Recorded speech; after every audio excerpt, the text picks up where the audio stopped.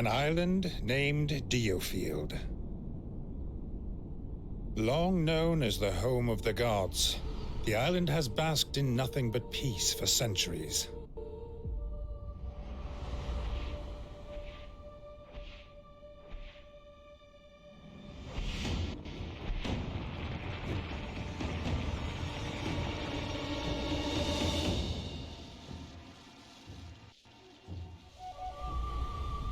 Alas, an inescapable wave of chaos and change appears to be approaching. While sojourning in Leicestershire at the Leicester residence, the fourth-born prince, Levantia Shatham, comes under attack. Amidst the chaos, Andreas and Frederick hurry to his aid, and under their courageous protection, he escapes the manor. However, they are ambushed, and Levantia is felled by an assassin's hand. With his last breath, he entrusts the future to his friends. Levantia's now limp hand bears the mark of the blessed, proof of his rightful claim to kingship.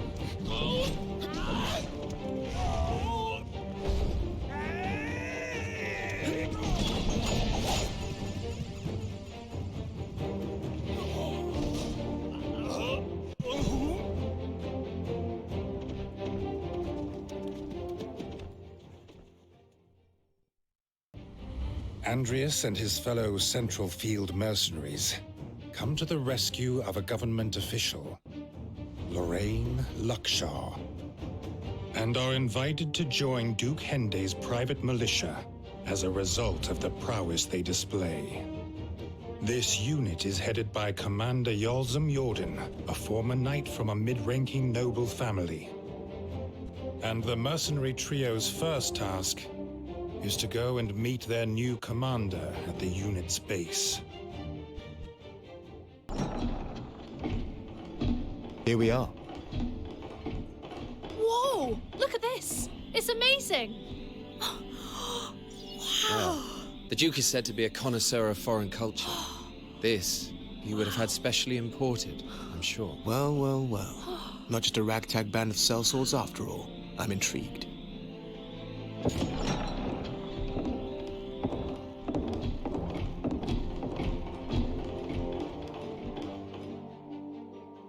Greetings, everyone. I'm the General Administrator for the unit, Lorraine Luckshaw, and this is our commander. Yulzim Jordan. I'm in charge of this unit. I assume you're the new recruits. Yes. I am Frederick Lester. Andreas Ronderson. Isola Wigan, at your command. Wigan? Well, he was a brilliant fighter. Never struck me as the fatherly type. I'm sure you will endeavor not to sully our unit's name. I will. Now, like other mercenaries, we take requests from the citizenry. But with one important caveat. Since this unit is financed by Duke Hende, his orders always take precedence. No exceptions. Don't disappoint him? The era of myths gives way to an era of great turmoil. War looms dark over the Rotail mainland, and amid the unrest, the common bandit Trovelt Shovia sees his opportunity and establishes an empire. Commanding a disciplined army and versed in modern magic, the Empire is a power to be reckoned with. It promptly establishes control over the western part of the continent. Rotail's other nations respond by forming an alliance to combat the threat of the Empire. Despite their combined strength, they were largely powerless to resist the Empire's advance. The continent was ravaged by the devastating war between the Empire and the Alliance. However, one nation remained unaffected by the chaos. The Kingdom of Alatane, on DioField Island, situated off the northwestern coast of Rotail. On the mainland, the war reached a stalemate when the powerful Vermin Republic joined forces with the Alliance. The two sides were now evenly matched.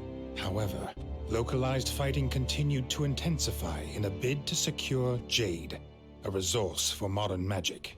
With Jade believed to be abundant on DioField, the attention of both the Empire and the Alliance inevitably turned towards the island. The Kingdom of Alatane, ward of the Augurs, looked destined to have its soil stained with the blood of battle. Our next mission has come directly from Duke Hende. It will be carried out along with other mercenary units. The target is a large-scale bandit camp in the Ragia Highlands, on the border between Centralfield and Westfield. Droves of mercenaries from across the region have been mobilized for this particular task. We will combine to make a large strike force and attack in concert. So, any questions? Commander, numbers are hardly a boon when the way to the bandit camp leads through a narrow gorge. Indeed. Rather than engage the enemy head-on, we could target their leaders in a stealth attack. Yes. If we take a small unit and set off tonight, we will have a good chance of catching them off guard. Then there should be only a handful of surviving bandits left. The main force can mop them up when they arrive at the break of day tomorrow. You suggest merely pretending to work jointly with the others to steal a march on the enemy? Yes. I propose that Frederick, Isolair, and myself form a separate task force for this purpose. I also suggest that you join the main group, Commander Yulzim. To draw attention away from our movement, better keep up the pretense. Very well. If it is a diversion that's required, I would certainly help to make it convincing.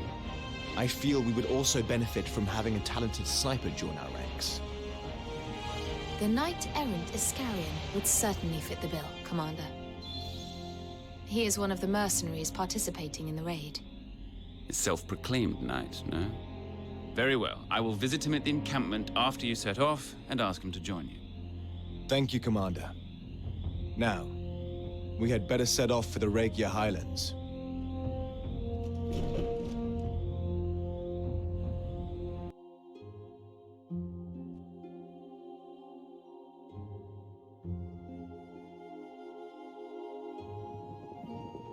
I don't really understand why the bandits have started attacking the cliff folk, to be honest. Perhaps they're after some rare treasures. Or maybe there's been a territorial dispute between those that dwell in the Highlands. I suppose we'll have to ask them about that, won't we? Though, I imagine they'll be tight-lipped. Huh? All right. Then we'd best get ourselves to the base of the mountain. More troops should be joining the main force before long. Yes. The plan is for them to set off for the bandit camp at first light. Good. Then we should make haste. Who's there? Well, well, what do we have here? You don't look like bandits. Mercenaries, perhaps? And I might ask, Who are you? I am Ascarian Colchester. He's here already? Wow! Amazing! Commander Jordan works ever so quickly. No, he doesn't work this quickly. A legion of mercenaries all attacking at once would lead to utter carnage, and would result in casualties among the people we're trying to help. Also, unlike a regular army, mercenaries are not used to cooperating. Meaning they are looking out for themselves, and only themselves. A full-on assault is bound to fail. Therefore, I decided it more efficient to eliminate their leaders ahead of time. You are going to do that alone? I prefer my own company when picking out unsuspecting targets.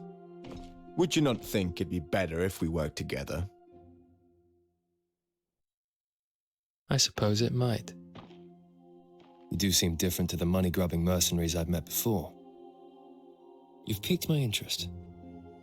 Let us join forces, if only for the moment. I'll take that as a compliment. Now, we'd better be on our way. Excellent work. The bandits soon fell apart without their leaders. Yes. Thank you, Commander. By the way, I take it that you heard that someone, in fact, incited the bandits to attack the cliff folk. Yes. And there are knights looking into the matter. As it happens, Commander, a knight's requested your audience. Fine, I will see them now. You are free to go. Enjoy some well-deserved rest.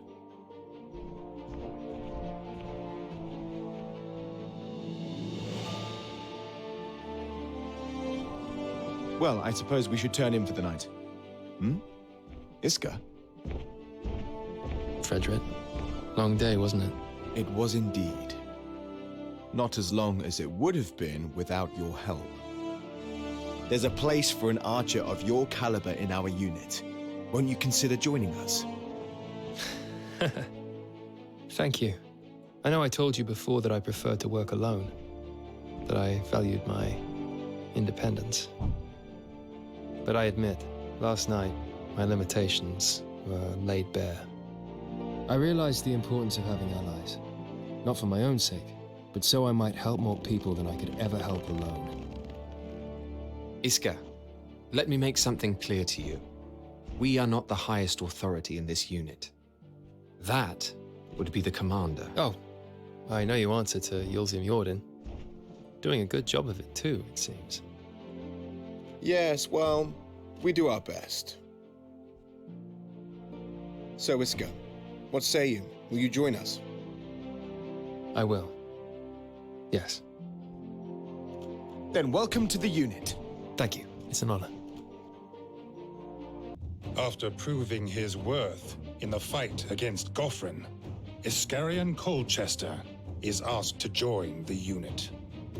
He had previously fought as a self-styled knight-errant, having cut ties with his noble family.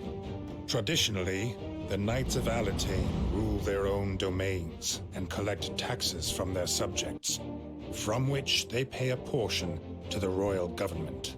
It is a system widely abused by the aristocracy, who have grown fat off the proceeds. Many of these nobles took up residence in Southfield, the southern region of DioField. This area is also home to the only trading port on the island. A hub of culture and entertainment, prosperous on the surface, but below lies a dark underbelly where shady dealings are an everyday occurrence. It is a chaotic place, a melting pot of virtue and vice. This mission comes at the behest of House Redditch, one of Alatain's oldest families.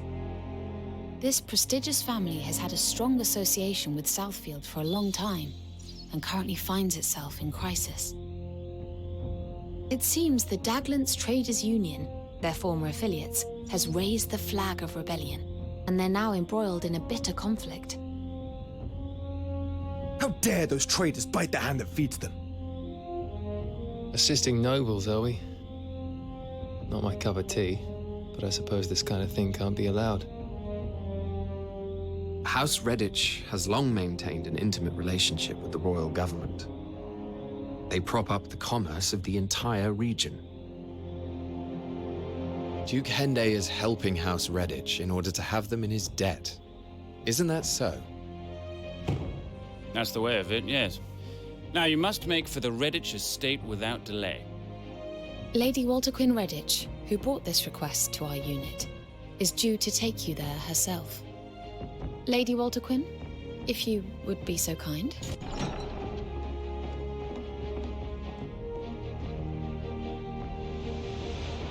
Greetings, everybody. My name is Walter Quinn Redditch.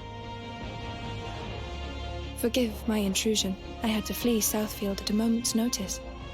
I should be glad to escort you to the Redditch estate myself. I will do what I can to assist you in any way. You have our thanks, but your assistance won't be needed. Those traders and any of that Southfield rabble are ruffians. This will be a good opportunity to bring them to heel. Very well. All is clear. Then if you could prepare to depart at once, please.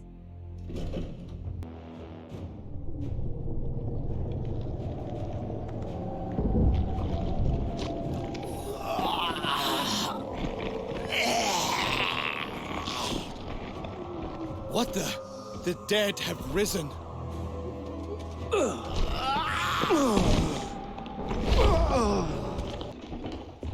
No survivors, regrettably. Perhaps they suffered the same fate as the traders. We must discover what caused the dead to rise like that. What do you mean? They're just monsters, aren't they? Fred, tell me what monster materializes like that. No, this is some yet unknown phenomenon, or a scheme of man. Lady Walter Quinn, any insights for us? I do not. And yet you do possess considerable power, milady. Is ancient sorcery passed down through your house? No, there's no such sorcery in House Redditch, to my knowledge. I acquired my powers during my time in the church. During your time in the church? Is that so?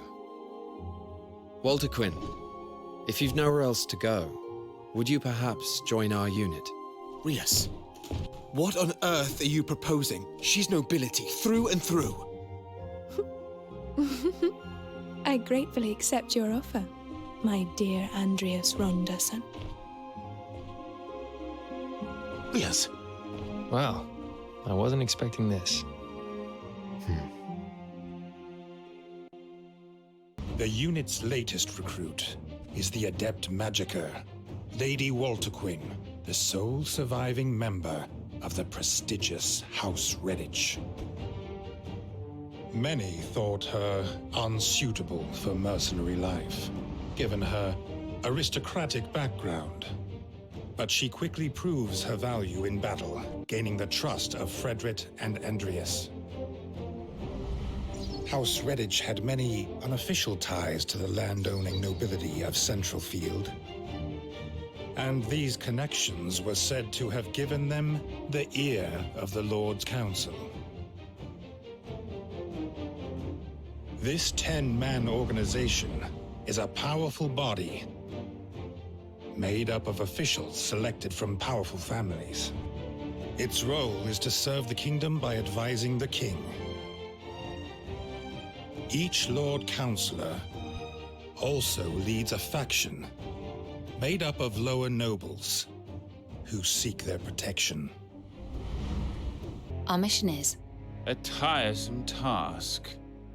But Commander, remember it is vital that we accept requests from the public if we are to keep up appearances. Our status as mercenaries makes us better suited than any knightly order to accommodate Duke Hende's needs. Oh, very well. Now, on to the details of this mission.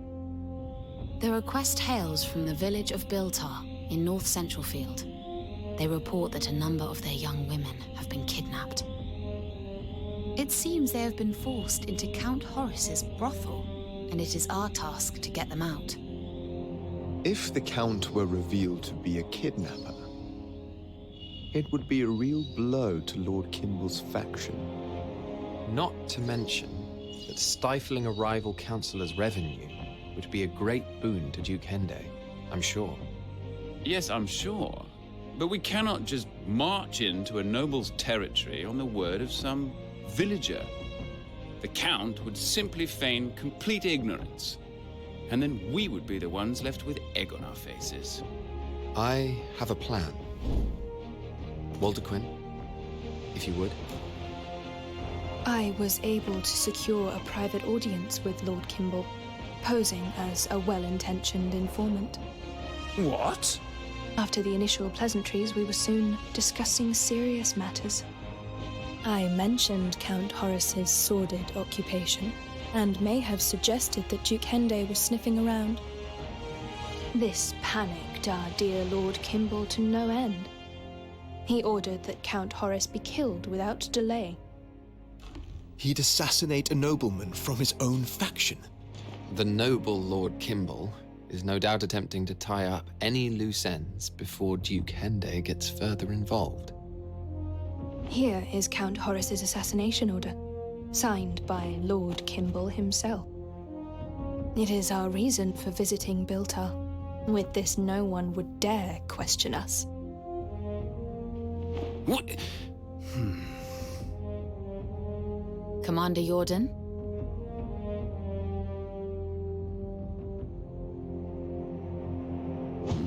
I'll do as you see fit. Count Horace's domain, Biltar, is not far from here. It shouldn't take more than half a day on horseback. We should set off at once. I fear for the safety of those women. The Granville Church. Having split from the mainland's old communion a millennium ago, it exists only on DioField. Its core belief is the worship of Nathal as the one true God. It teaches that the people of DioField are God's children, that praying to him will sate the soul. Its archbishop, Joshua, is an aristocrat with a seat on the Lord's Council, a position which grants him great influence, as well as extensive lands in Northfield. His faction is supported by House Redditch and House Jordan, Commander Yalzum's family.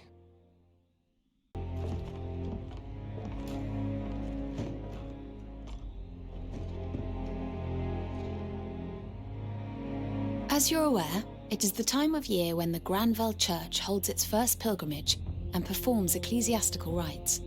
And we have been tasked with accompanying the pilgrims and providing any protection as and when necessary. The destination of the pilgrimage is north of Centralfield, in Northfield's Thornbury region. And the route the church takes happens to pass through lands beset with bandits and monsters.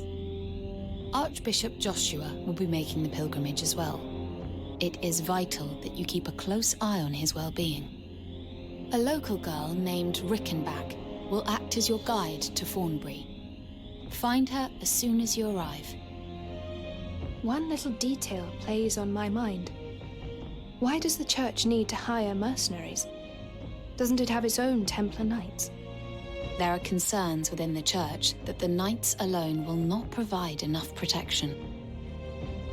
I suspect there is more to this. Yeah, without a doubt. A man of the Archbishop's status would certainly not be lacking in protection. He may simply be testing Duke Hende's claims as to our unit's impartiality. His motives are irrelevant to us, however. We must but do our duty, and do it well. Understood. We shall depart at once.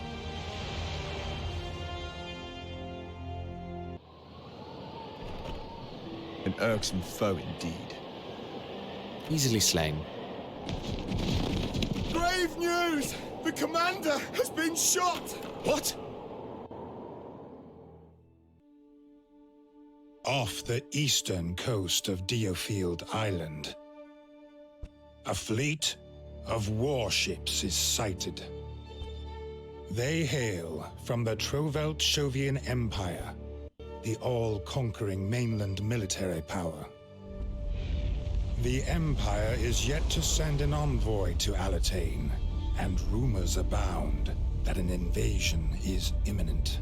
The royal government asks the Lord's Council to summon a response to the gathering threat. And soon, a number of knights and mercenary units begin to gather in Eastfield. A month has passed since the Blue Fox's formation. Its leaders, Frederick, Walter Quinn, Iscarion, and Andreas, have spent this time expanding the unit. This has involved handling military drills and escort missions, as well as recruitment. Then, one day, the unit are ordered to make for Westfield to deal with rampaging demi-humans.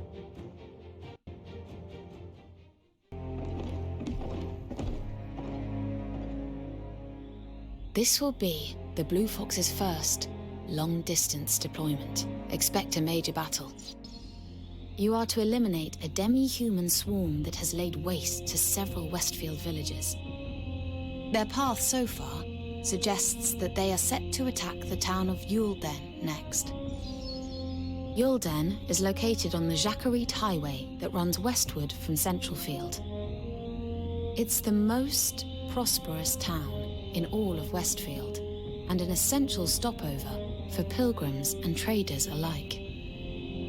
Your task is to prevent the swarm from reaching Yulden and ensure that no harm befalls the town. All while the Imperials draw ever closer. There have only been reports of minor skirmishes with the enemy fleet descending upon Tagaria Naval Base. A major engagement has yet to occur. There is still time before the battle truly begins. Time aplenty for you to fulfill this mission.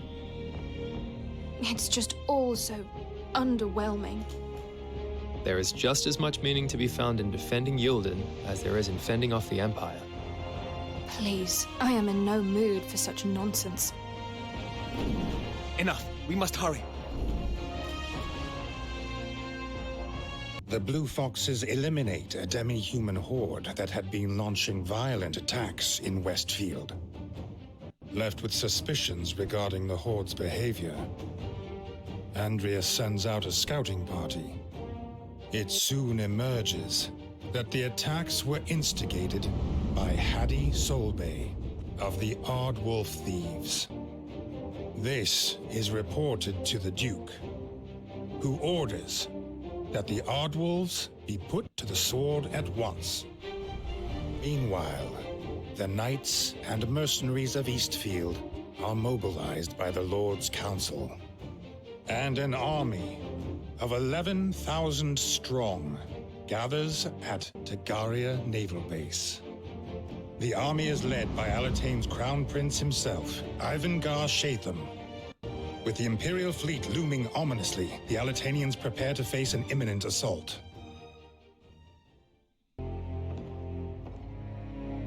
Our next mission involves the elimination of the Aardwolves. They're a band of ruthless criminals who'll commit any atrocity if it earns them coin. Our investigation into the demi-human attacks also revealed the Aardwolves to be linked to the Empire. The Empire? So that's the bigger picture. Stirring up domestic trouble to weaken us from within. Correct. And the Aardwolves' leader, Hadi Solbay, is particularly notorious for his vicious crimes throughout the country. He's the one who arranged the attacks by the Gotham bandits and the callous kidnappings of young women for Count Horace. The Duke feels we can ill afford inaction when our kingdom is already in dire straits. The Aardwolves have long been elusive, but we have at last found their camp in Udine, West Centralfield. We can spring an ambush on them if we make a detour to the camp via the crags on the western side of the forest. Understood. We must vanquish them before they move camp. Lady Walterquin, you have a visitor. Who?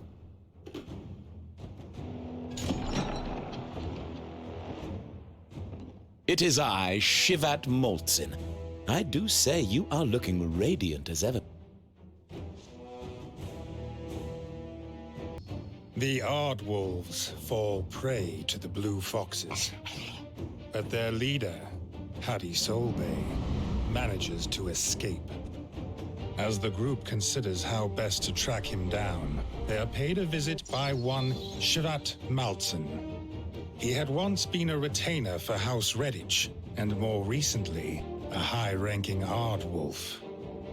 Though he showed no hesitation in divulging the location of Solby's hideout.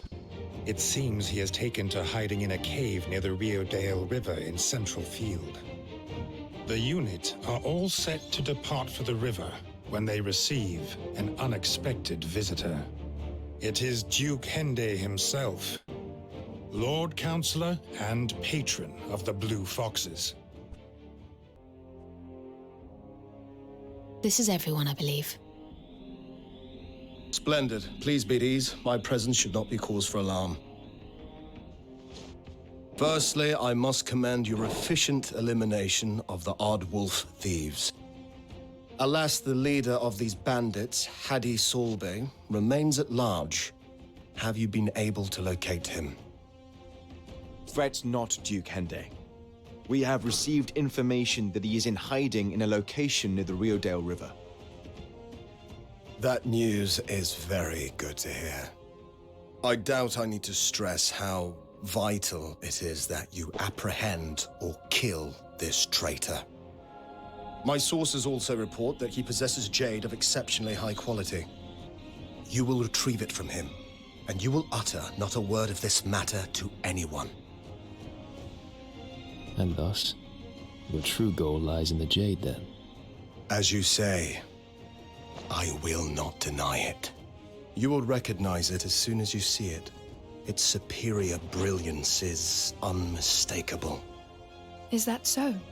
And just what exactly does your grace intend to do with this jade, pray tell? All you need to know at this moment in time, Walterquin, is that the fate of our nation depends on this mission. Such a grandiose statement. Personally, I don't care what happens to the country. Keep your thoughts to yourself, Walterquin.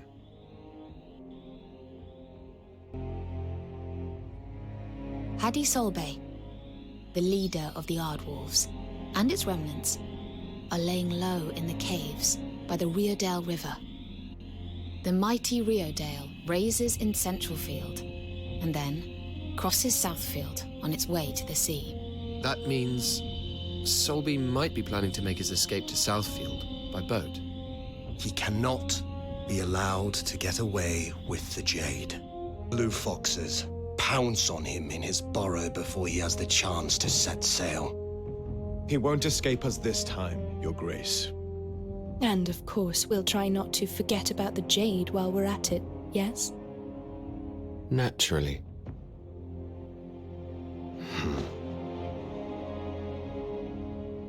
The fuse of war is lit, and clashes break out on the eastern coast between royal and imperial forces. These mark the start of what will become known as the Tagaria campaign.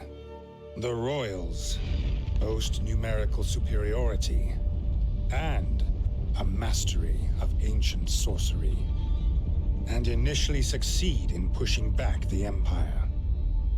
But the Imperials respond by deploying a force of Wyvern riders, led by their general, Zavatian. If this Wyvern aerial assault breaks the Royals' line, the Empire will make landfall. A brutal struggle ensues, with neither side willing to give an inch. Aardwolves' leader, Hadi Solbay, is slain, and his jade is retrieved by the royal government. Some Blue Foxes grow suspicious of the Duke, but given the escalation of military action, There is no time to entertain such doubts. The royals fighting the Empire in the Tagaria campaign have sent a formal request for help.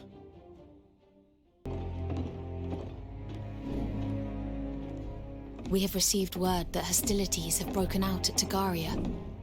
The Empire attempted to break through our fleet off the Tagarian coast in order to make landfall at the naval base. Fortunately, Prince Ivangar's elite squad was able to hold the line and push the Empire back. Currently, the naval battle is in a deadlock, though it does seem that some Imperial units have made it ashore. We too are to answer the Kingdom's call. Ready up and depart for the base. We've finally been called up. I never imagined we'd be fighting in a full-scale war. Ultimately, your main objective is to assist the army. You are to provide reinforcements for the front line. En route to the base, however, you will also need to defeat units headed in this direction. You will take the Jacquerie Highway from Centralfield towards Tagaria. Expect to encounter the Wyvern Riders gathered near Bold Greatbridge at some point. Wyvern Riders?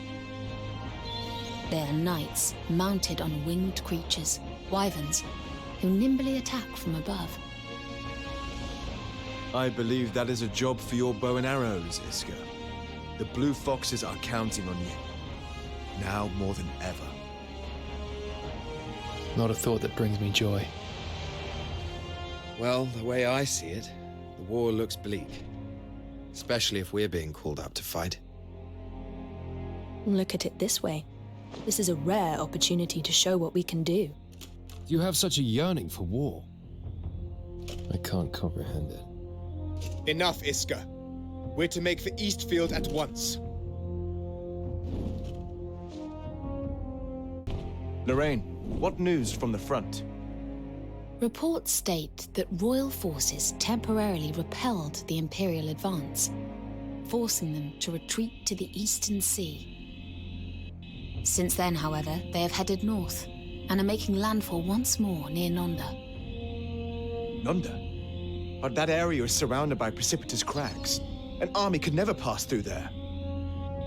Nevertheless, they are finding a way to cross the range. By what means, though? I have yet to confirm. All that can be ascertained is that they now appear to be marching southward from the heart of the Nondaran Mountains.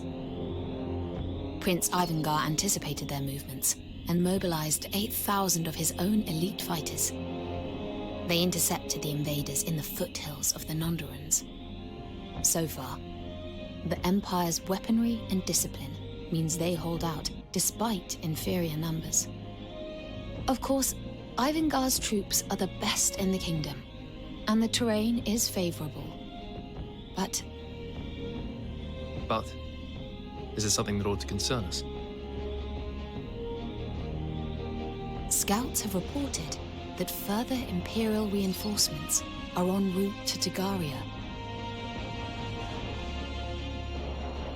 That means the naval base is at risk of capture.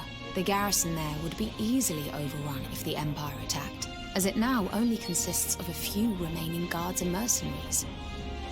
If the port falls, Ivangar's troops would be left vulnerable. The Empire would crush them. Of that there is no doubt.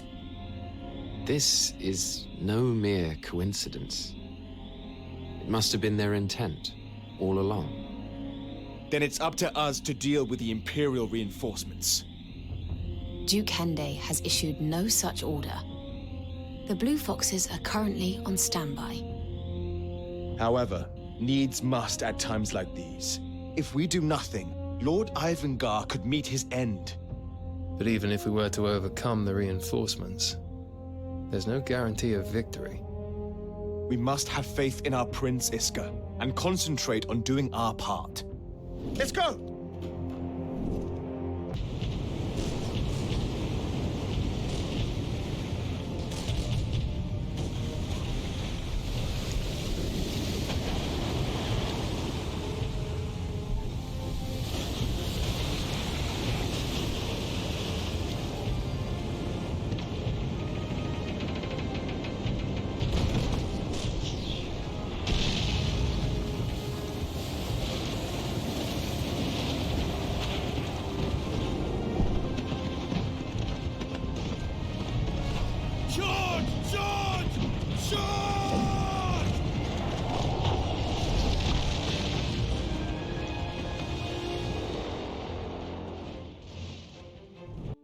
Empire's first invasion attempt appears to have been unsuccessful.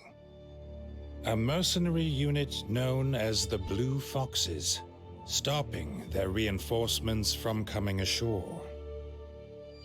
The main conflict, however, takes place in the north, where Ivanka and Zavatian's armies clash violently.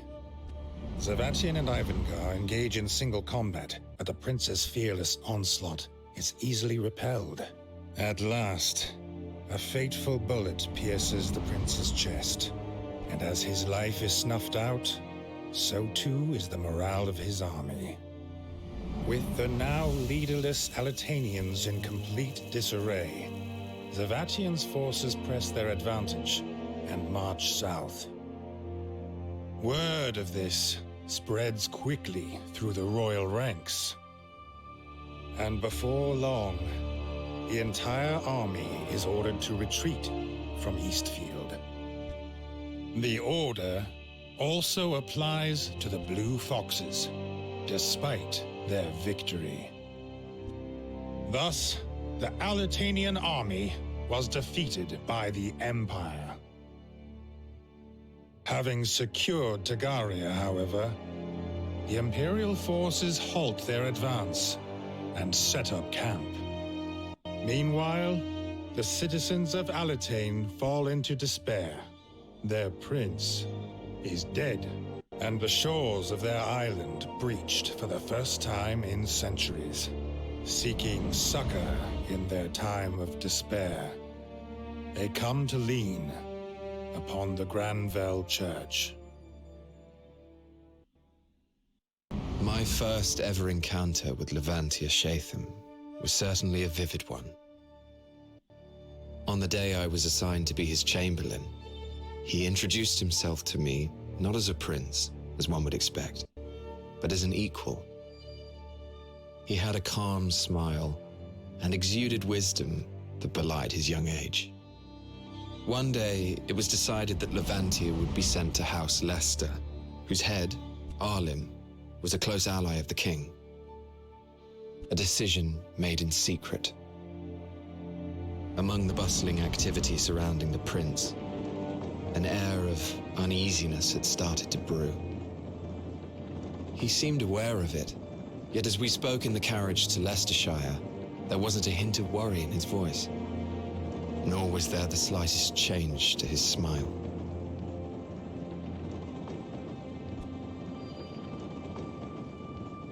My fears must have been plain to see. He gave me a beaming grin, as if to cheer me up. As we came to a halt, I hurried out to open the carriage door. Levantia alighted with his usual grace, and then, bursting out of the front doors of the manor, came a young boy grinning from ear to ear. He had this lively look to him, brimming with a curiosity for all things. He briskly approached us and exchanged introductions with Levantia.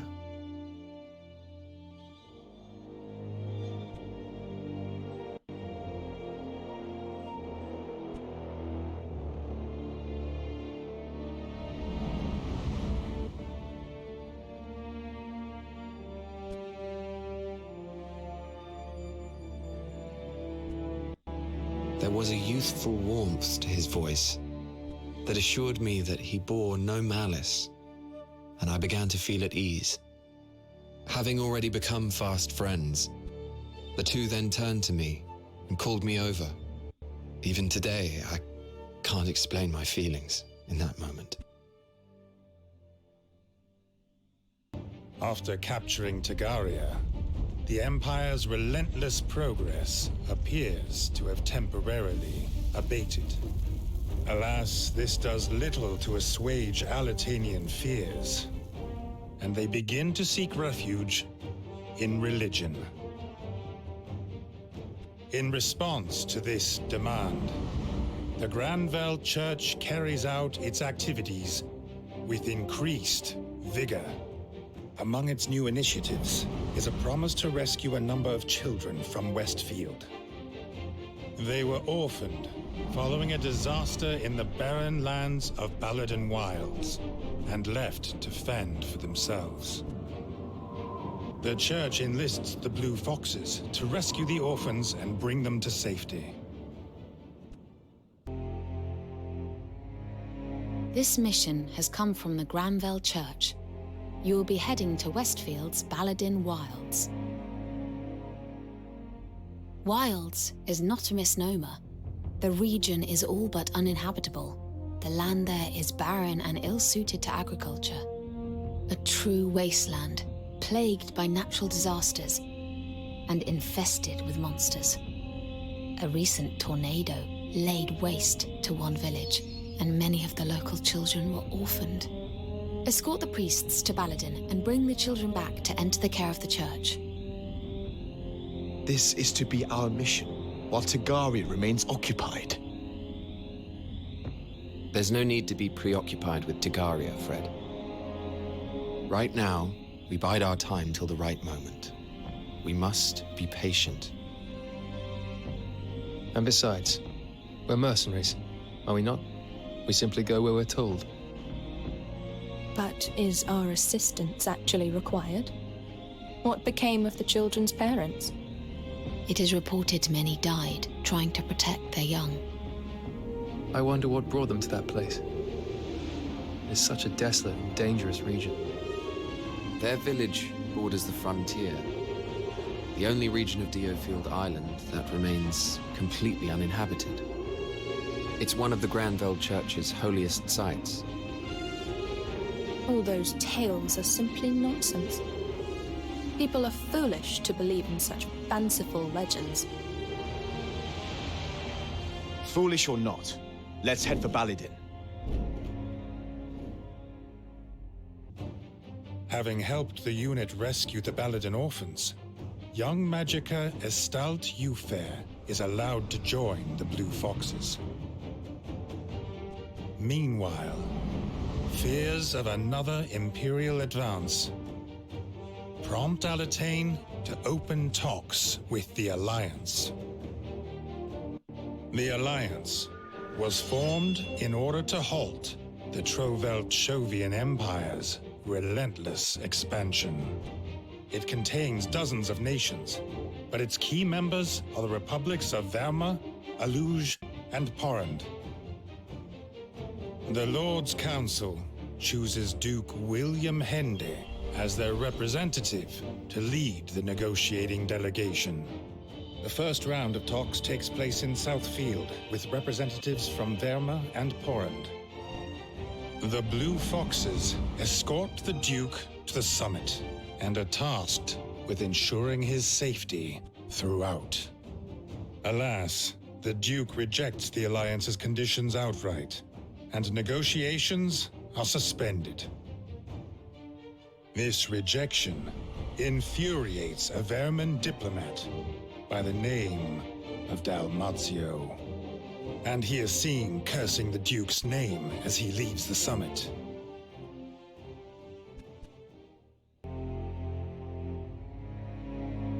I am afraid that talks with the Roadtail Alliance have broken down. The terms they proposed were simply unacceptable. True shame. And these terms were? They demanded exclusive jade extraction rights from the Gaian mines for 50 years, no less. A preposterous request. Duke Hende! What's the matter, Lorraine? Alliance troops advance, and on this position, no less. This man will brief you on the situation. My name's Castivir Bernal, a knight of the Republic of Verma. If I might be so very bold, Duke Hende, this is a predicament of your own making. The Alliance's diplomats lost great face when you summarily rejected their offer. Frankly, the offer they proposed was simply unacceptable. If you've come here to have me reconsider, you are wasting your time. These Alliance troops, they've been sent as an unofficial message. You are surrounded, but I will aid you nonetheless. Why would a vermin knight betray the Alliance to assist us? Simple. Because my country has already betrayed me. I can no longer return there. Given the circumstances, we've no choice but to trust him. If he's a spy, we know what to do. I have requested military support from the royal forces stationed in Southfield. We must buy some time until they arrive. Whatever happens, please stay inside, Duke-Hende. We will protect you at all costs. Negotiations with the Alliance break down, causing Dalmazio to summon his guard and unleash them on Duke-Hende. The Blue Foxes fend off the attack, and Dalmazio returns home with his tail between his legs. Yet the unexpected breakdown of discussions angers the mediating Southfield nobles. With House Redditch out of the picture, House Engram became openly critical of the royal government, playing into the Southfield aristocrats' fears that they would lose control of their territories. Before long, House Engram had succeeded in organizing a rebellion to overthrow the monarch's rule. In response, Duke Hende orders the Blue Foxes to nip the nobles' uprising in the bud. This mission will take you to Grost Crypt in northern Southfield. That is where the nobles of Southfield are gathering to make preparations for their insurrection against Centralfield. Your task is to prevent this rebellion. I used to play in those catacombs all the time when I was but a little girl. Some fools like to claim that they're haunted. Have we managed to determine the instigator of this insurrection? Yes, he's called Zachariah, a fixer and middleman for members of the upper class. He has allied himself with House Engram and has been recruiting local nobles to their cause. All this in retaliation for the breakdown of negotiations with the Alliance? Perhaps. In any case, it is a futile effort. I'm surprised the Duke has reacted with such urgency. Wouldn't it be because he's planning to expand his sphere of influence to Southfield? Excuse me? There would be nothing untoward about it. Duke Hende is on the Lord's Council, after all. He's a representative of the kingdom. Yes, well, it doesn't explain why the nobles of Southfield would try something so utterly foolish. I suppose we'll soon find out.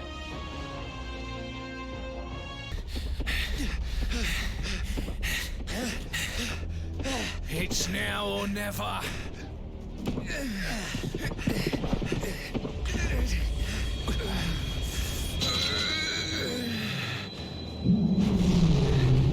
What the? Some creature has burst out the ground! Is it a wyvern skeleton? No! It's far too big! Was it them who summoned it?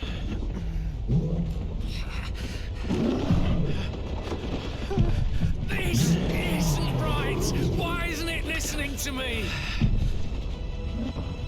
What's happening, Zachariah?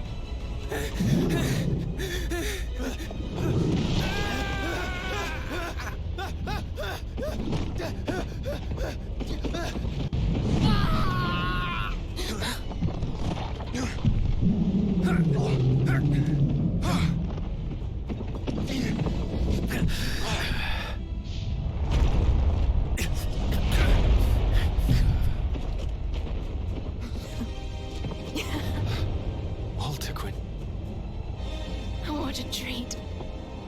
I simply cannot resist. It's coming at us!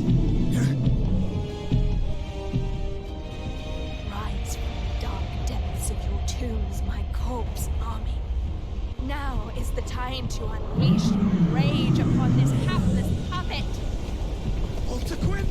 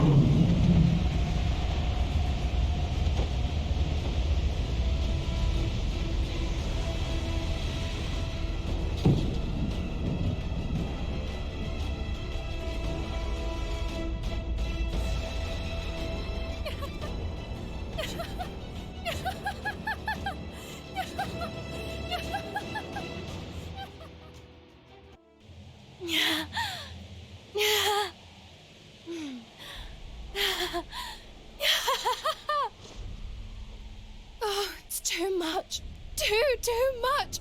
I simply can't resist any longer! This hex is too delicious! Walter Quinn.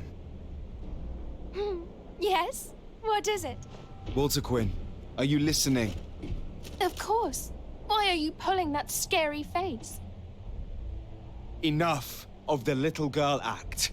You summoned the dead right in front of us. Ah, you noticed then? Of course we did. When were you planning on telling us about your powers? I never knew I had them. It's just something that happened on impulse. How did you know how to do that? I must have a knack for these things. Does this mean that it was in fact you who made the corpses rise at House Redditch? Well, if it wasn't for them, we wouldn't have been able to make our escape, no? But does that mean... Did you kill the Redditches? Your own family? I wonder. I don't know what to say. Surely you're not all that surprised. Look, let's talk about this later, shall we? I'm keen to leave this place behind.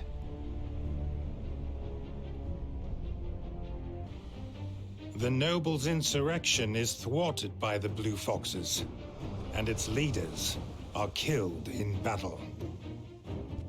Not wasting any time, Duke Hende dispatches his troops to the now leaderless Southfield.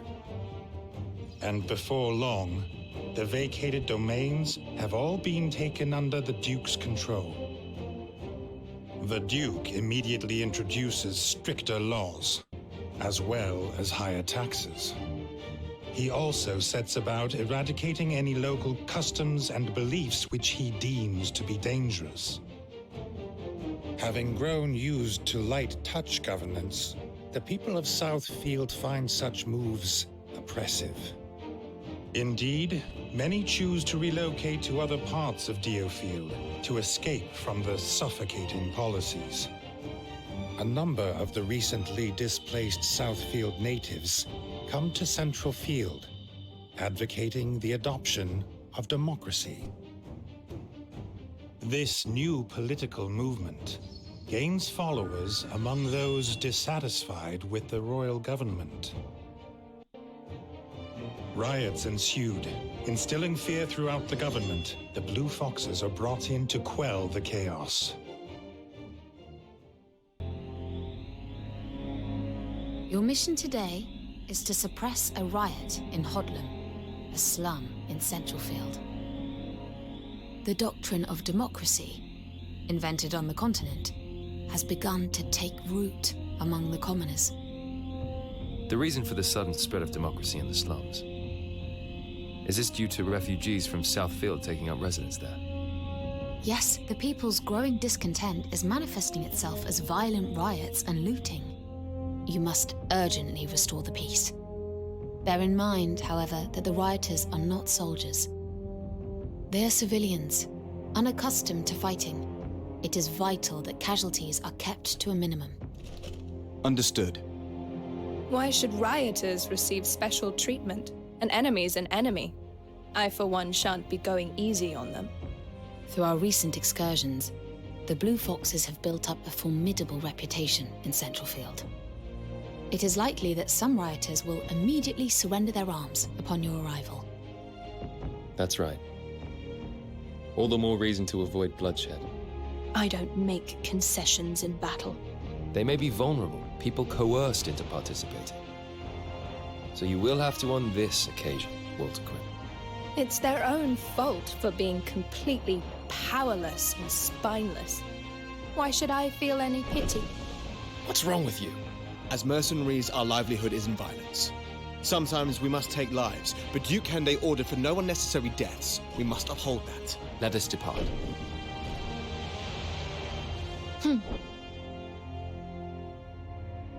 Over 6 months have passed since the Troveldshovian Empire captured Tagaria Naval Base.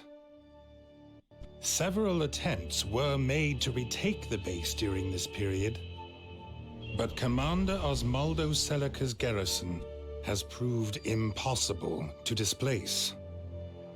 Osmaldo's forces are clearly superior, yet he has made no attempt to push on beyond Tagaria.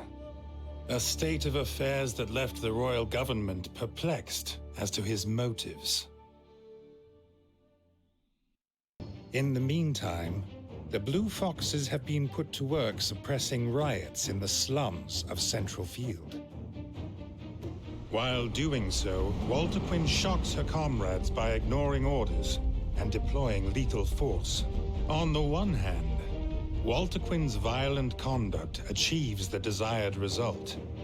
The terrified rioters promptly surrender.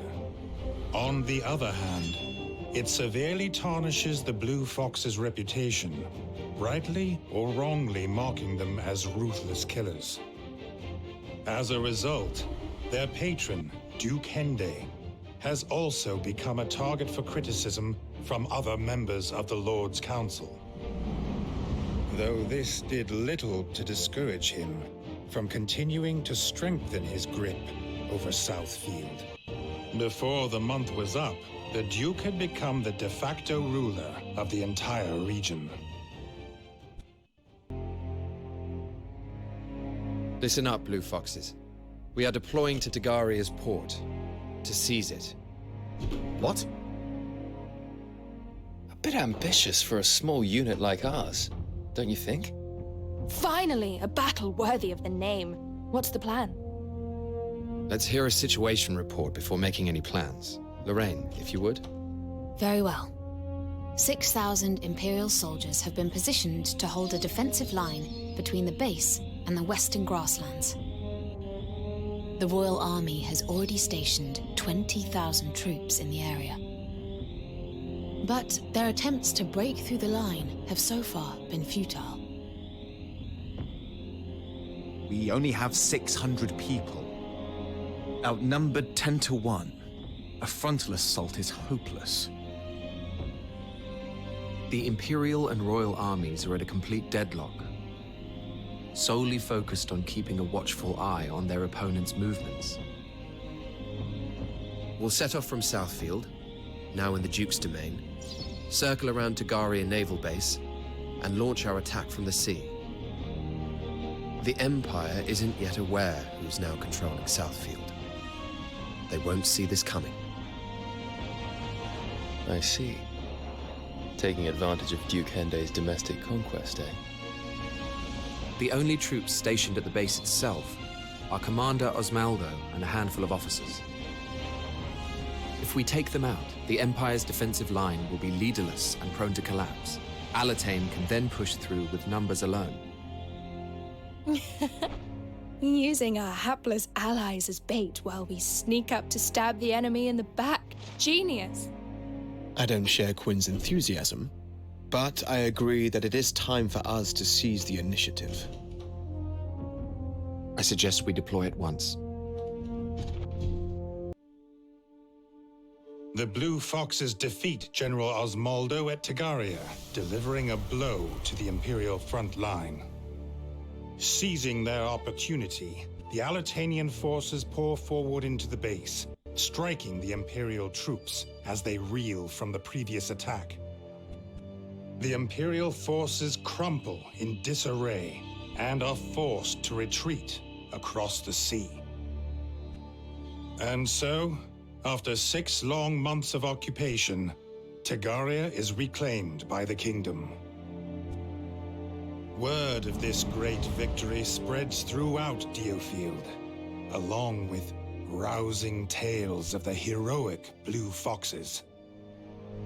Frederick, Walter Quinn, Iscarian, and Andreas all receive accolades from the royal government. And the Blue Foxes are promoted from mere mercenaries to Knights of the Lord's Council.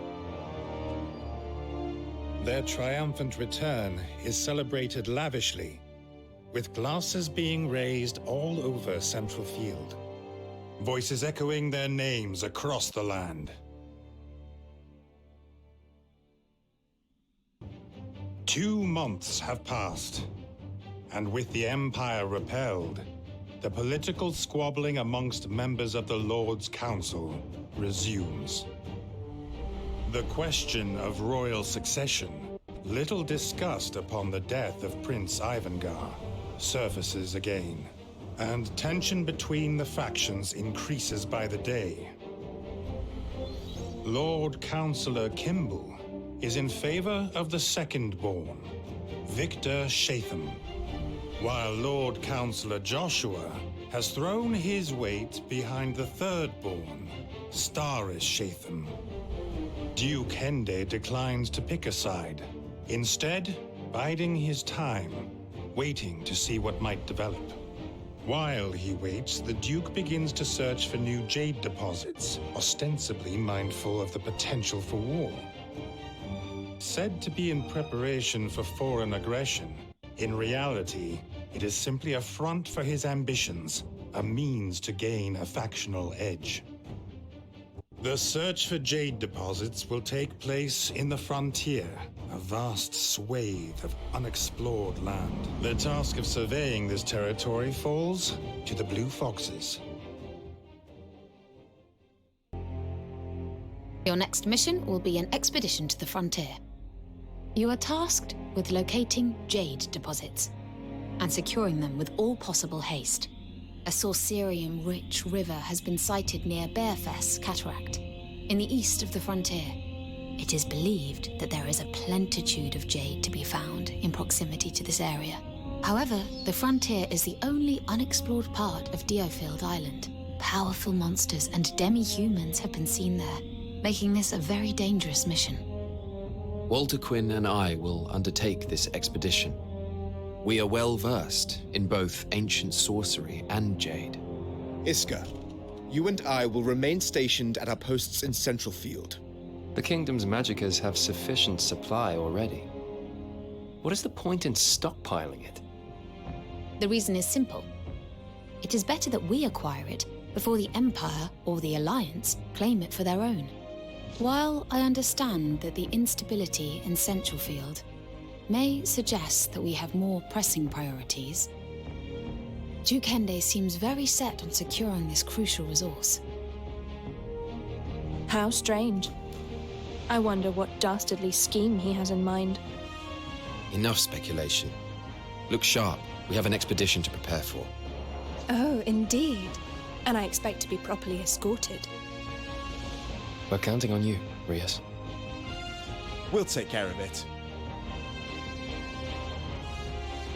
1 month has passed since Andreas and Walter Quinn set forth for the frontier.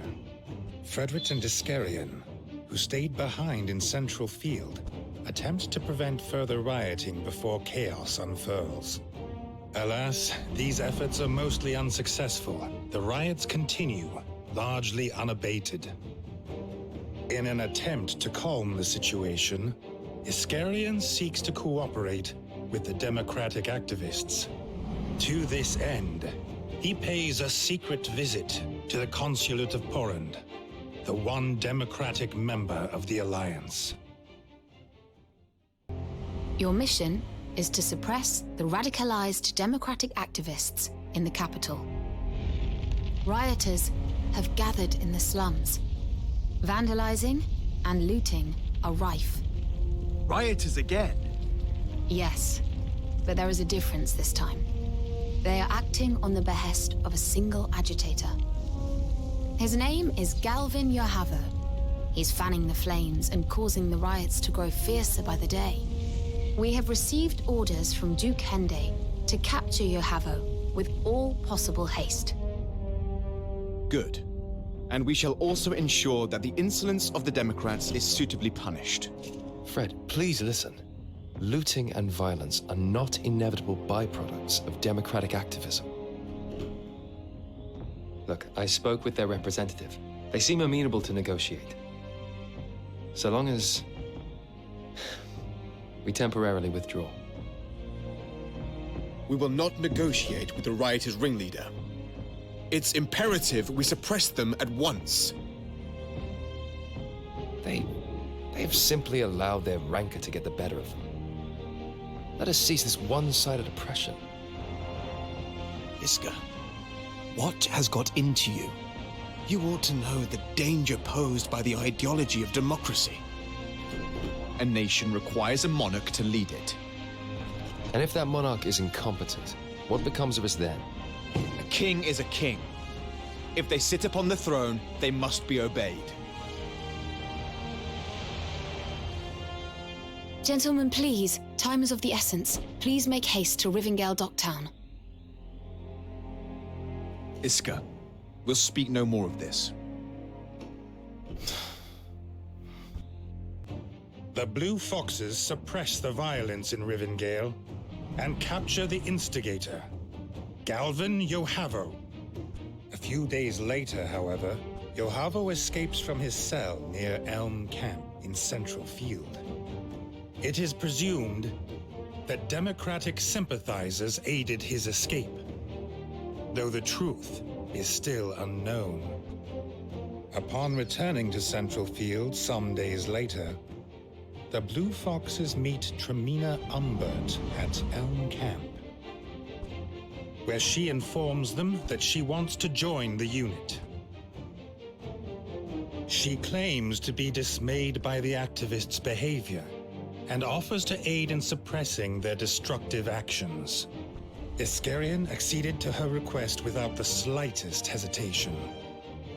Frederick initially refused to let Tremina join the Blue Foxes, but eventually gave in to Iscarian's insistence. Upon return, Andreas and Walterquin report to Duke Hende. They give him a false account, claiming not to have found any jade near Bearfest Cataract. The Duke is immediately dubious of this claim and orders that the Blue Fox's property be searched. Andreas has kept the jade well hidden, however, and the Duke's men come back empty-handed. Meanwhile, Frederick and Iscarian are given orders to suppress the pro-democracy riots in Rivendell. Their experiences lead to the two men having very different opinions of the democratic cause. The Blue Fox leaders, Frederick, Walterquin, Iscarian, and Andreas, reunite after several months apart. Just as their divergent desires are becoming apparent, Estalt appears, bearing a letter. In it are laid bare the deepest inner workings of the Granvelle Church. We're going to rescue Catherine. Are we? But why? Because she's asked us to. What's more, we can expose the secrets of the Church in the process. And assuming we can actually pull this off, the Blue Fox's credibility will be stronger than ever. Not only would our reputation grow, it would also drive a wedge between the factions. A welcome development. Surely we ought to discuss this matter with Duke Hende. Or with Lorraine, at the very least.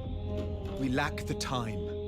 Catherine might be killed while we stand around waiting for permission. Have you any other objections? Oh no, none at all. I was never opposed to the idea in the first place. On the contrary, I can't wait to get one over on those pigs.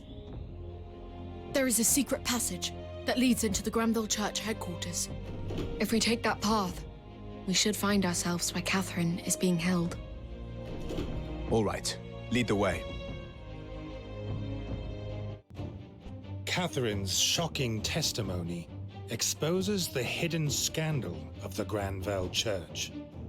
The resulting furor causes Archbishop Joshua's influence on the Lord's Council to wane as the turmoil amongst its members increases. Meanwhile, warships from the Trovelt-Shovian Empire are sighted along the coast of South Field. And by morning, the Dagland trading port has been captured by a fleet of 30 ships. The fleet made the unprecedented move of advancing via an alliance trading route.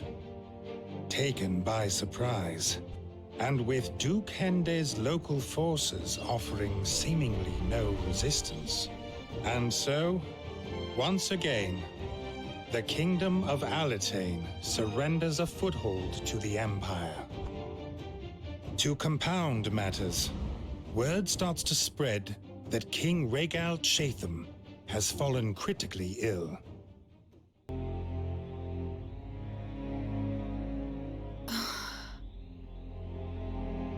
Lorraine, what's the matter? Lorraine is unwell. I shall brief us in her place. My scout has sighted a group of Imperial troops heading north, although they do not appear to be an invading force. Nevertheless, the Lord's Council have given us permission to engage and prevent any further advance, if they reach Central Field. If we deploy to Barngor Marshes immediately, we should be able to intercept their front line. You seem unusually well prepared, Rias. This feels strange. What are you up to? Yes, what's this all of a sudden? Indeed. I see what Walter Quinn is getting at. Rias, just what exactly is going on? Let's talk about this after the battle. Matters that are unclear now will resolve once we engage the enemy. Very well. Fine. We'll talk about this later. For now, let's make haste for Barngor Marshes. The Blue Foxes deployed to Barngor Marshes and routed a detachment of Imperial troops. Andreas insisted on the deployment, convinced that Duke Hende had secret ties to the Empire. He soon discovers their covert meeting place and finds a letter bearing the Duke's seal. Frederick is enraged at Duke Hende's betrayal and calls for his head, a sentiment Andreas shares. A troubled expression creeps over Iscarion's face as he becomes momentarily lost in his thoughts. While Walter Quinn seems eerily uninterested, unnervingly quiet, and wholly unaffected. Following a brief discussion, however, the Blue Foxes agree that the Duke is to be executed.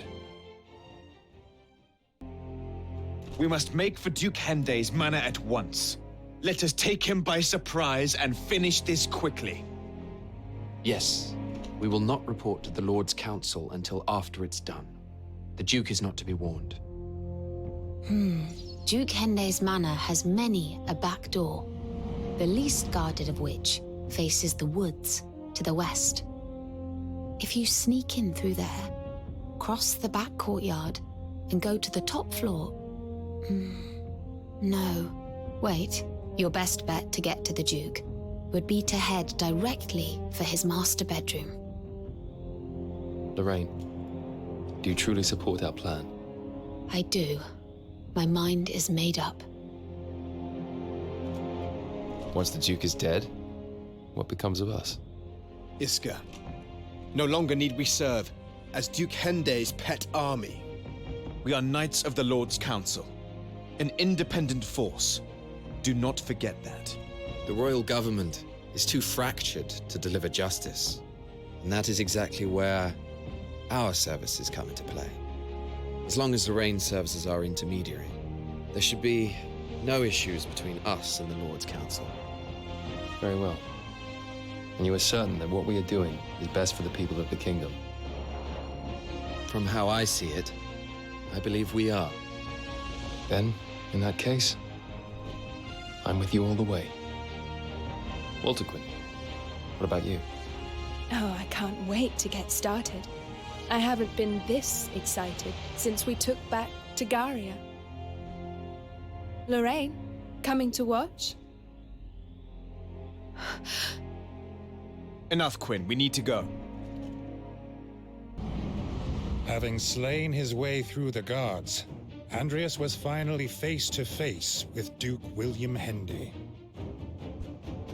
Putting aside the debt he owed, Andrias informed the Duke that he was a rebel against the state and was to be purged. Yet, rather than fall into Andrias's hands, the Duke took poison, electing death on his own terms.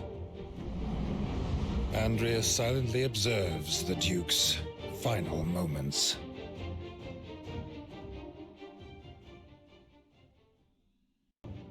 The Blue Foxes present the Lord's Council with evidence linking Duke Hende to the Empire.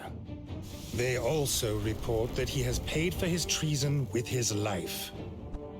The Council denounced the Blue Foxes' unilateral action, but with the factional conflict worsening apace, they are in no position to punish them for it.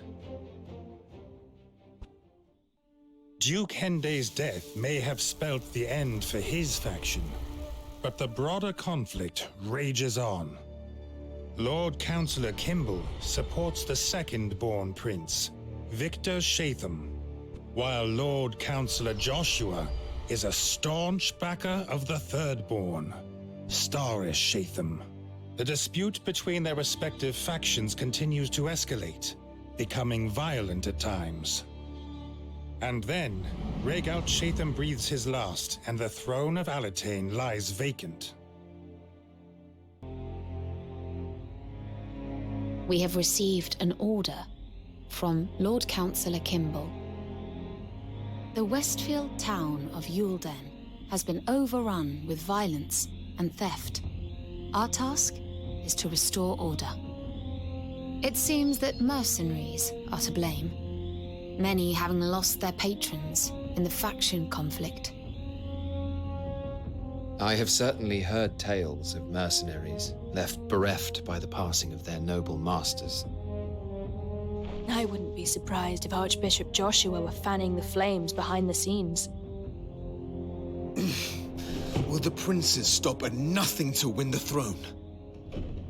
Regardless, our orders are clear. Quinn, try to keep casualties to a minimum. I make no promises. Quinn!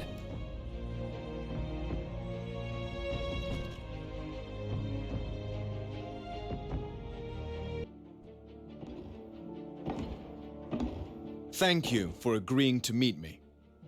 What I'm about to tell you must be kept secret, at least until the time is right.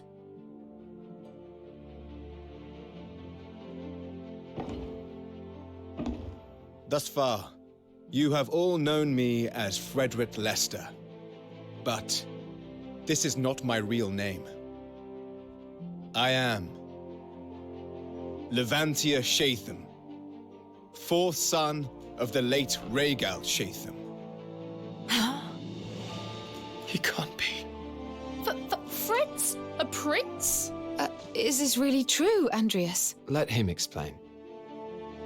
I have kept quiet all this time because I thought one fewer prince would make life easier.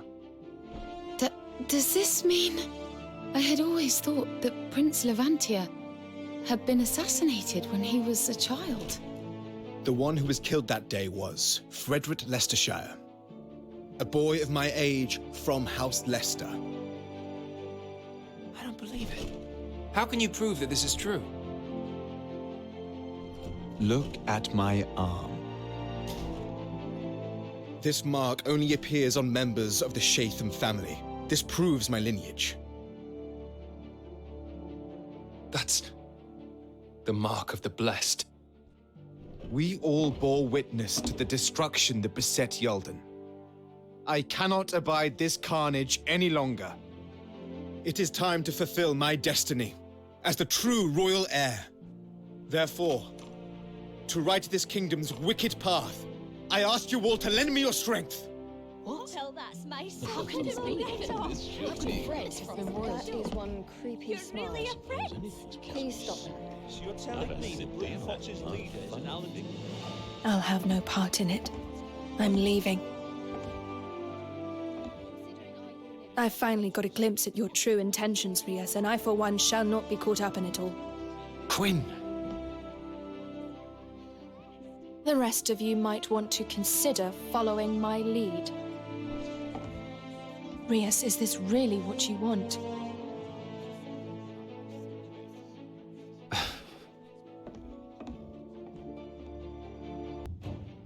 The Blue Foxes succeed in calming the situation in Yulden, but violent conflict continues to rage throughout DioField. Meanwhile, Archbishop Joshua deploys his fiercely loyal Templar Knights to Turnberry Meadows. Lord Kimball's troops march there to meet them, and the two factions confront each other head-on. Elsewhere, the Blue Foxes are called to a meeting, where Frederick reveals himself to be Prince Levantia, to the shock of the unit. Unwilling to support Frederick's bid for the throne, Walter Quinn leaves the unit. With the factional battle imminent, the Blue Foxes receive an order to eliminate the Archbishop. Lord Kimball has requested that we eliminate Archbishop Joshua ahead of their showdown. Lord Kimball is marching from Westfield with 6,000 troops. They will advance upon the Archbishop's encampment in Northfield, where he has a force of 4,500 stationed. Our units have been secretly deployed to Turnberry Meadows, ready to infiltrate Archbishop Joshua's base. It would appear that Lord Kimball knows how to get the best out of us. Perhaps so. But to what end?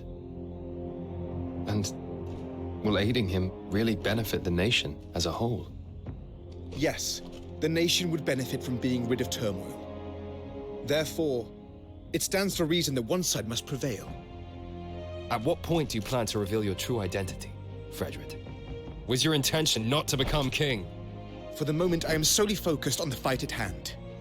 Confusion will only lead to unnecessary casualties.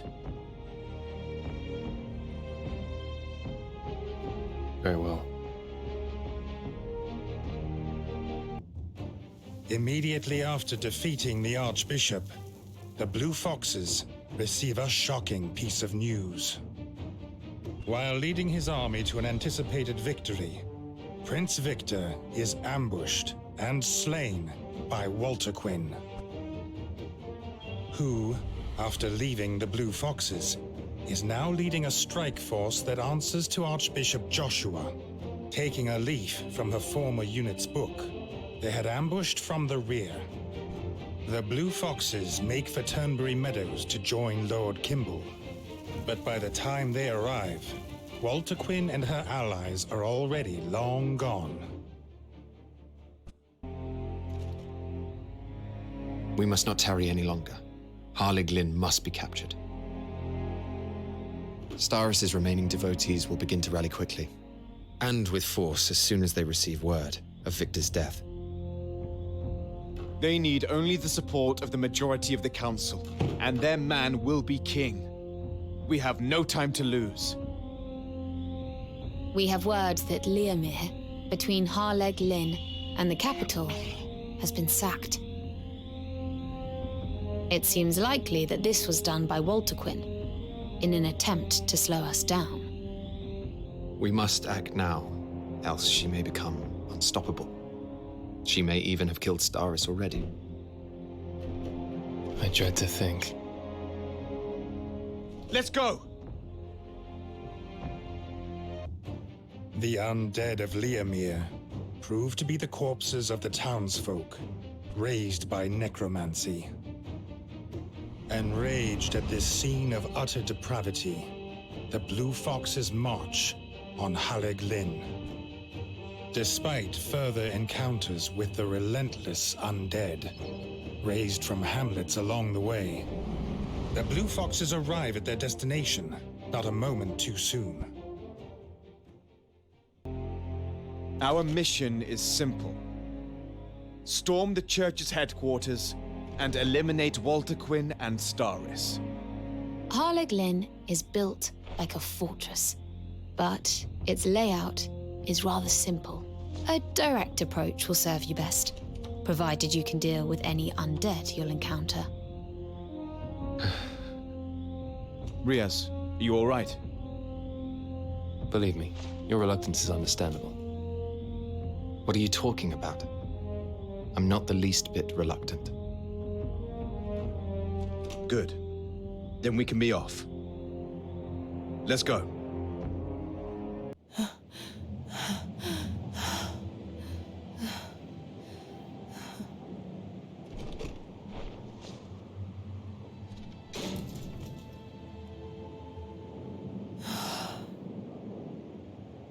Scion of ruin and slaughter, stray of hell, give me your body, serve me well!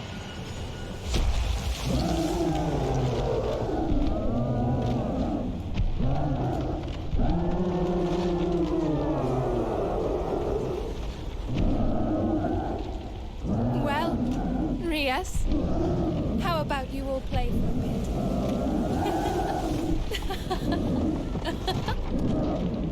Walter Quinn, wait!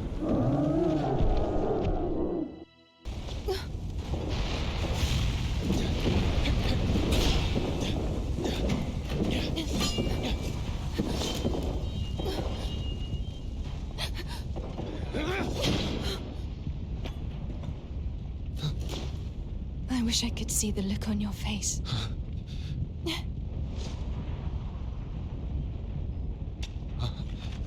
Don't worry. You'll see me again before long. I promise you.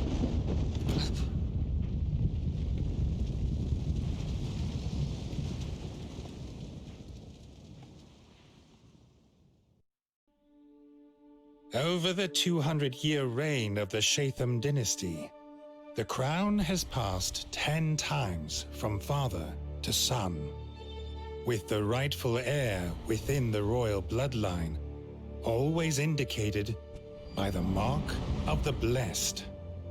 The Mark is a signifier of magical ability and is believed to denote persons of unique power.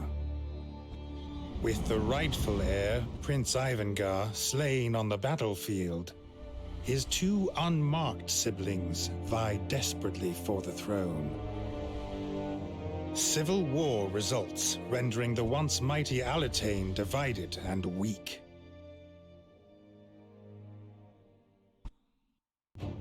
After bringing down Walter Quinn, the Blue Foxes discover the remains of the third-born prince, Staris Shatham. They bury his body, clean up the carnage at Haleg Lynn, and prepare to return to Central Field.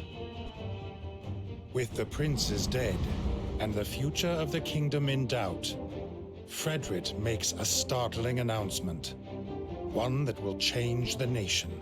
He is Levantia Shatham, the 4th-born prince. News that a beloved blue fox was in fact a royal greatly excited the people of Alatain, and many started to look forward to the start of his new reign. But while the common people rejoiced, a schism formed amongst the members of the Lord's Council. However, even those who doubted the veracity of Frederick's claim struggled to argue against a successor bearing the mark. To settle the matter, Andrea seeks the aid of Hezelia Shatham, Levantia's younger sister.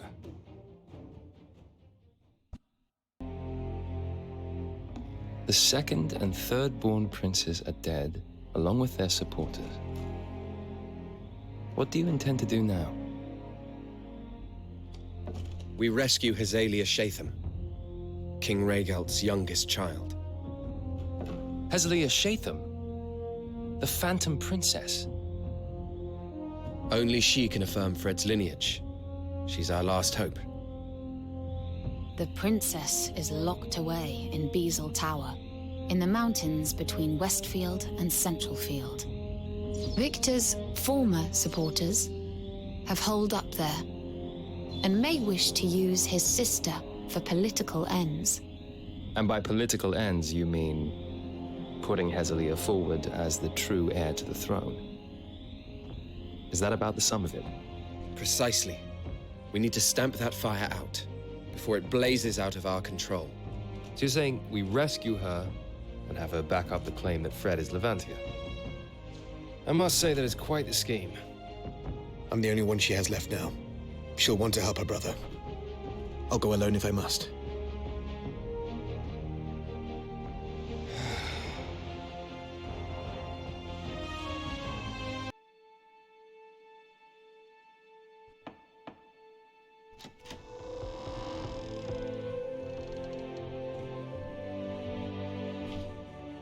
Who are you? Princess Hezaliah. We bear the same mark. Look. The Mark of the Blessed? Yes. My name is Levantia Shatham. Your brother. Sister, your incredulity is understandable. We were but children when last we met. My brother? Princess Hezaliah, we have something to ask of you. Would you accompany us to Central Field and attest that this is your brother, Levantia Shatham? You mean I can be free of this place? Indeed. We have come to release you. Please.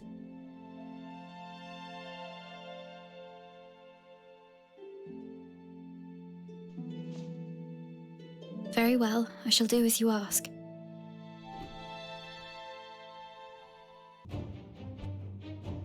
The Blue Foxes rescue Princess Hezaliah Shatham from her imprisonment in Beazle Tower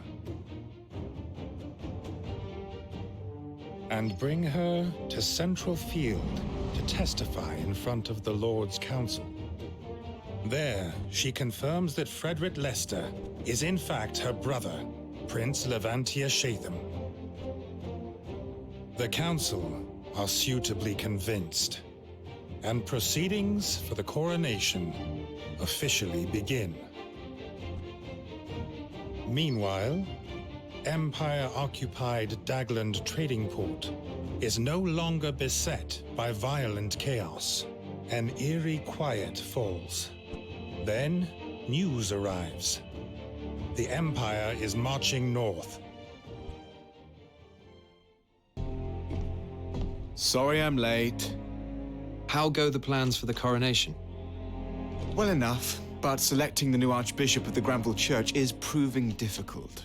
Oh, you need not worry about that. The matter has been settled. Then let us speak of the mission. Very well. We have received word that the Imperial Army has begun to march north from Dagland. Their aim appears to be Riadel River, a location that would confer a major military advantage. However, you should be able to intercept them at Graves Basin, directly south of here. And intercept them we shall, with Hezaliah accompanying us, at her own behest, no less. What? She's capable enough. She bears the mark, remember? She has no lack of magical talent. In that case, it is only right that I lead our forces from the front. How very fitting for a prince. Now let's get moving. Having defeated their vanguard, Frederick resolves to eradicate the Empire ahead of his coronation. In order to do so, he decides to ask the Alliance to supplement the kingdom's forces. Iskarion's ties with the Rotail Alliance mean that he is tasked with setting up the negotiations. They are to take place on the Kelling Peninsula in southern Southfield, far from prying Imperial eyes. The aim of this mission is to rendezvous with the Alliance on the Kelling Peninsula in Southfield. We will approach from the southwest to avoid the Empire. It is a significant detour. Crazed monsters have been sighted along this route, so please proceed with caution. Iskarion, Who is the Alliance's representative? It would appear they'll be sending our friend Commander Dalmatio. Dalmatio. He was the one who turned on us after negotiations with Duke Hende broke down. Is he really to be trusted? Whether we trust him or not, he commands the majority of Alliance ships. We have no choice but to negotiate with him. We are the ones who suggested we work together. We shall just have to see what it is they demand in return. And then decide on the spot whether those demands are acceptable. Then that's our course. We must expel the Empire. The Blue Foxes meet with Commander Dalmatio of the Alliance on the Kelling Peninsula. And together, they agree on a plan for attacking Dagland Trading Port. Out of an abundance of caution, Andreas and Escalation decide to keep the plan a secret. Dawn breaks on the day of the attack, and Alliance ships commence their naval assault on Dagland. Upon hearing of this, the Blue Foxes immediately convene in order to mobilize. It is time to reclaim what is rightfully ours. Lorraine, if you would. The Vermin Navy has commenced its assault. This is our cue to proceed south. They will draw the Empire's attention outwards to the sea, while we strike their headquarters in Dagland from the north. I shall expel all invaders from my land. Let us begin. Having expelled the Empire with the aid of the Alliance, the Blue Foxes return to Central Field. A coronation ceremony presided over by the new Archbishop, Hezelia Shatham, is convened, and Frederick takes the throne as King Levantia Shatham, the 12th King of Alatane. But in the shadow of the pageantry, two men face off. Andreas has confronted Escalation. Escalation states his intention to leave the Blue Foxes, having become unable to reconcile his beliefs with the unit's actions. However, Andreas has no intention of allowing his departure. The two stare each other down. The tension in the air could have been cut with a knife. But in the end, Andreas relents. In the moments before departing, Escalation thanks his former leader, but cannot stop himself leaving one final warning about the path their actions may lead them down. Unable to respond, Andreas watches as his former comrade walks away, once and for all. Escalation had long been relied upon as the unit's chief coordinator, and his departure shakes them. But then, a scout brings an urgent message. It seems the Alliance forces stationed in Dagland Trading Port have started looting in Southfield. And Frederick's reign as king threatens to have a most inauspicious opening chapter. What word from Dalmatio? He says that he is taking what he is owed for assisting us in battle. Which is why we must make as short work of this as possible. This was always bound to happen, one way or another. This is just how the Alliance operates. Then what the devil are we to do about it? There is one option. There is a large vein of jade situated west of Dagland. We have spies in place around Dalmatio who could divulge this information, and I doubt he would be able to resist acting upon it. Then we set an ambush in Rowell Marsh and eliminate him as he passes through. I see. And so, in the meantime, we turn a blind eye to the looting going on in Southfield. We would have to, yes. If this is the path that leads to fewer casualties, then so be it. Good. A course of action is decided.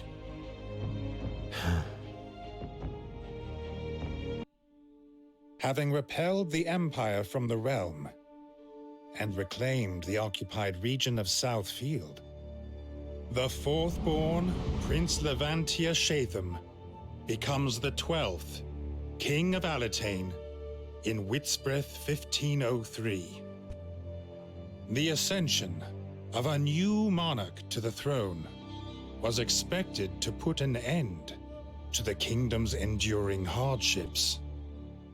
And yet, beyond this veil of hope, the darkness creeps ever closer.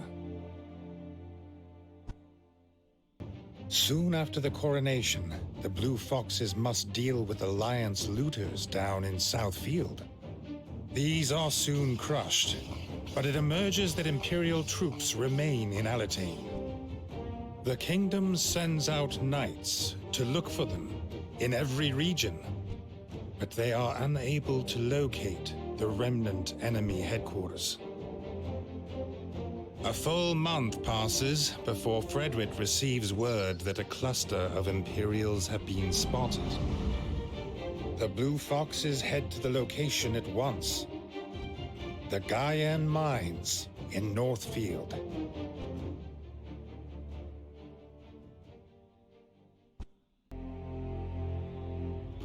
What news of the Imperial stragglers? It seems they may not in fact be mere stragglers. Have you some new information? Reports claim that there are a significant number of elite soldiers included in their ranks. Our intelligence suggests that the largest gatherings of the remnant forces are taking place at Gaian Mines. The mines are remote and contain deposits of highly concentrated jade. What's more, the surrounding terrain is barely penetrable. It's the ideal base for the Imperials. Damn it! Is there no end to them? I shall drive them all out! Calm down. How will the kingdom find peace with a king who jumps at shadows? But this is our chance while they are all assembled. We should send our best and crush them. Fine. Do what you will.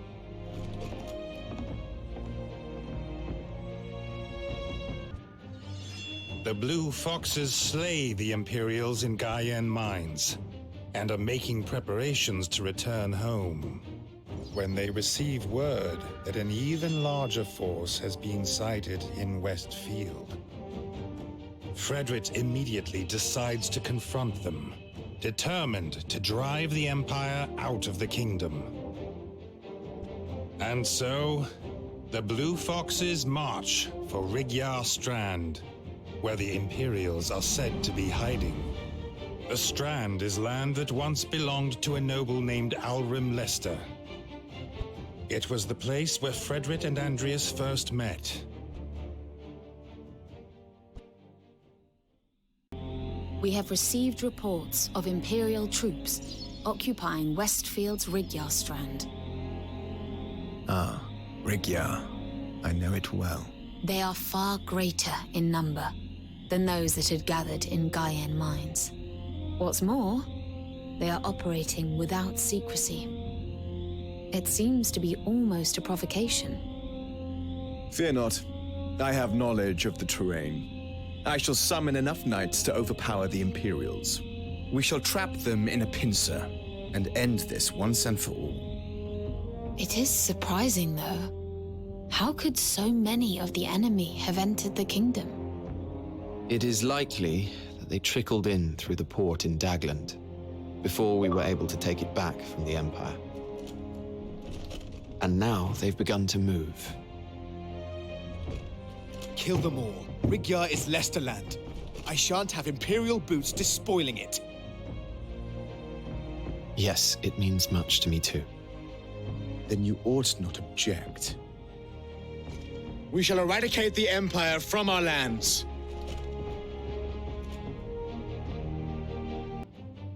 In an attempt to defeat the Empire's elite forces, Frederick focuses all his might on Rigyar Strand.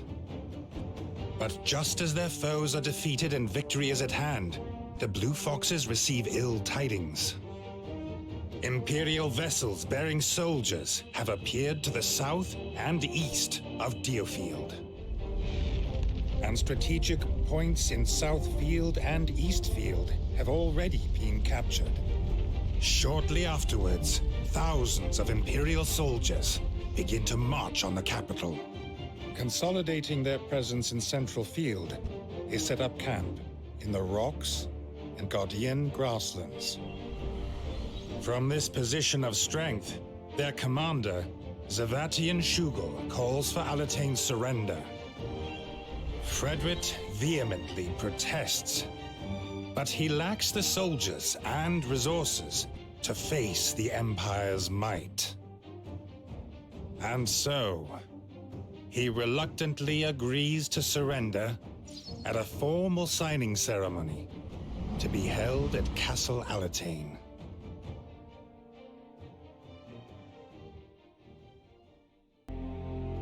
Right. Let us go over the plan once more. We agreed to the Empire's demand for surrender in order to lure out Zavatian and kill him. The signing ceremony is to be held on the morrow at Castle Alatane. Fred, it is vital that you attend in person. And attend I shall. Where shall I lure the general to? As far into the castle as possible. Signal us immediately if he begins to suspect anything. We will then destroy the castle gates, separating him from his forces outside. With their general dead, the Imperial army will be in disarray. And in that disarray, our forces will then pounce upon them from all sides, stopping this cursed invasion dead in its tracks. It's certainly a clever plan. But even with their leader taken out, the Imperial army will be far more powerful than ours. And turning the town into a battleground will result in countless civilian casualties. Defeating Zavatian has to take priority. We've come this far. Sacrifices must be made. But that's... Enough, Lorraine. This is not up for debate. You may go. Understood. I'll start making preparations. Wait, Riaz. Going back to Leicestershire after all this time, it brought back memories. That it did. And it made me wonder, am I still that same person? You haven't changed much. You're still the Frederick Lester I knew.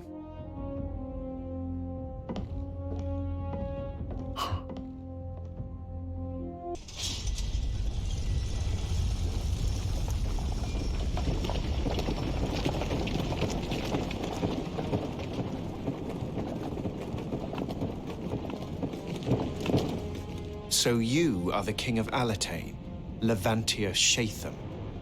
Aye.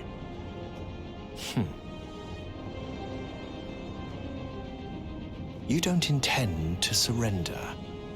Now! Blow the gates!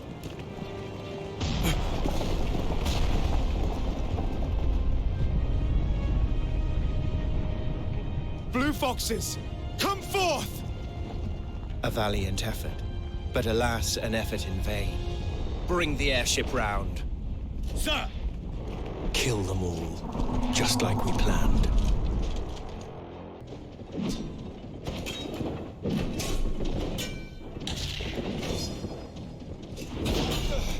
Curse you! You will not escape me! Yes!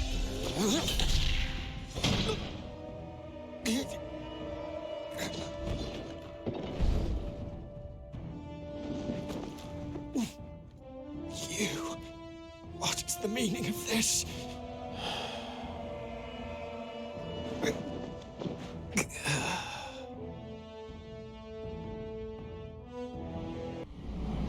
A flood of memories came rushing forth of the day that started everything.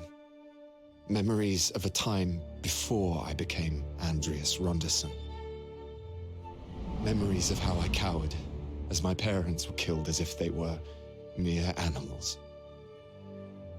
And of how, still coated in their blood, that man turned his gaze upon me.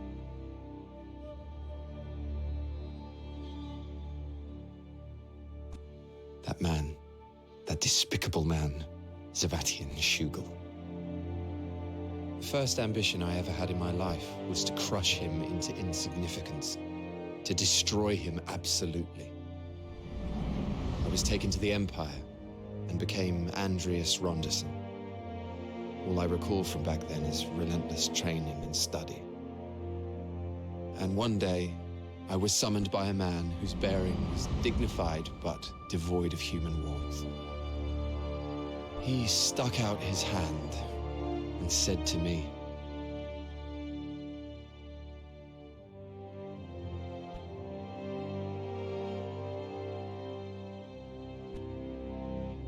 my mind instantly flashed back to his gaze on that day, and my resolve became unshakable.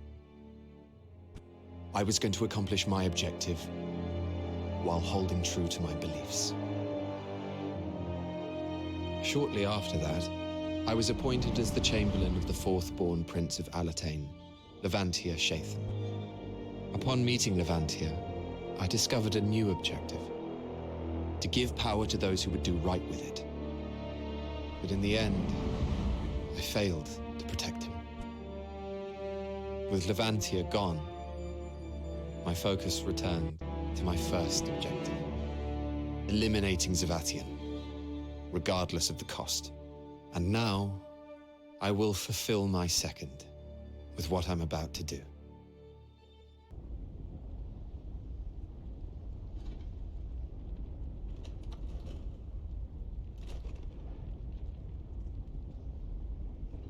We did it.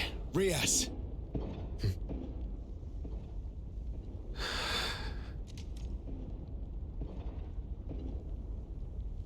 Rias, what's wrong? It's over, right? Aye. It's over now. Fred.